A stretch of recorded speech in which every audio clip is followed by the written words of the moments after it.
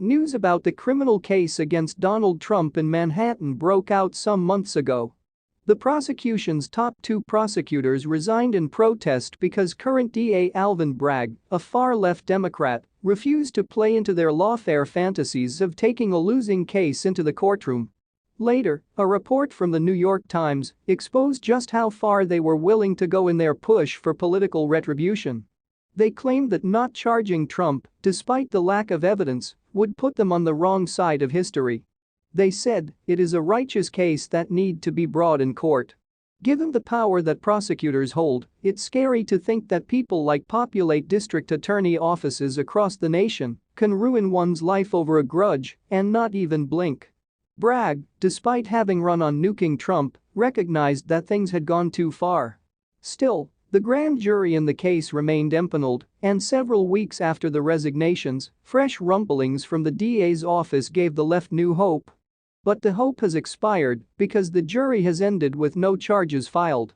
Manhattan District Attorney Alvin Bragg, who took office in January, inherited a probe launched by his predecessor, Cyrus R. Vance Jr., who was convinced that there was a case against Trump for crimes related to manipulating the value of property assets to secure tax advantages.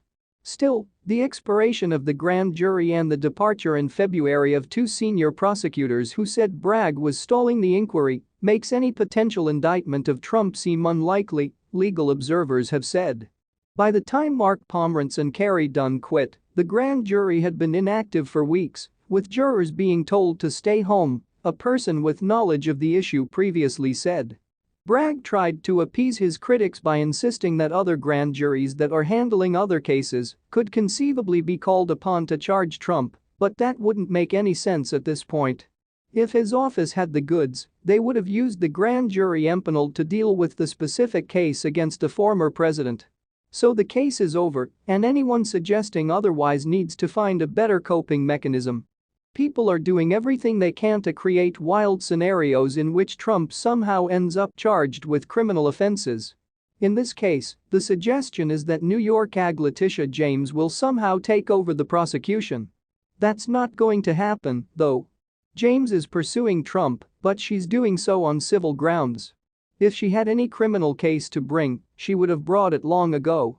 There are still other long-shot attempts to put Trump behind bars in places like Georgia, where a local investigation is attempting to show that he tried to force Secretary of State Brad Raffensperger to create fraudulent votes following the 2020 election.